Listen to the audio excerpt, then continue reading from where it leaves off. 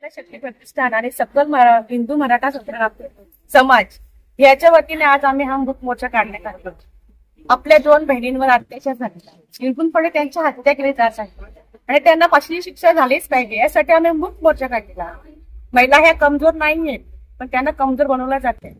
कुठेतरी प्रेमाच्या जाळ्यात अडकून त्यांच्यावर अत्याचार केला जातो. तो होऊ नये म्हणून आम्ही या महिलांना, दिववासियांना आणि सकल हिंदू समाजाला आम्ही आव्हान देतोय की आम्ही महिला कमजोर नाहीये आणि लढणार यापुढे आम्ही.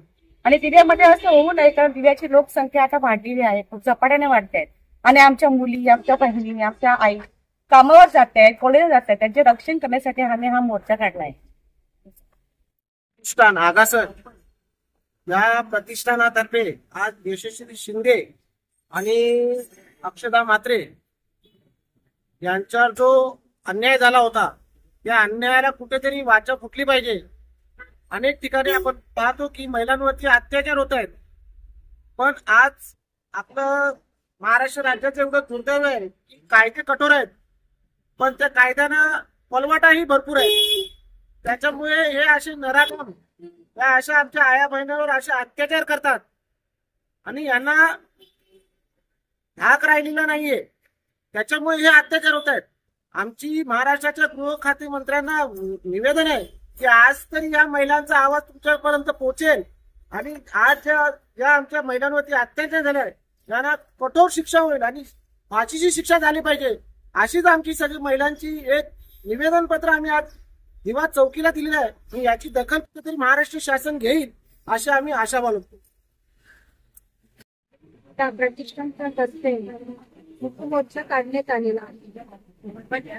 आमच्या 2 बहिणी यांची निर्गुण हत्या करण्यात आली, याचा आम्ही निषेध करतो. महिलांवर जे अत्याचार करतायत, मी आवाहन करते की त्यांच्या घरातूनही त्यांना महिलांना सपोर्ट पहिल्यांदा व्हावा आणि जर घरातूनच दिला गेला तरच समाजही त्यांची प्रतिष्ठा राखण्याचा प्रयत्न केला जाईल.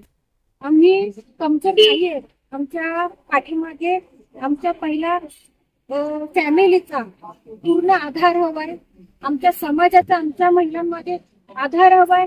आम्ही लढतोय, जगतोय आणि एक महिला म्हणून, एक मुलगी म्हणून आणि जगण्याचा आम्हाला पूर्णपणे अधिकार आहे.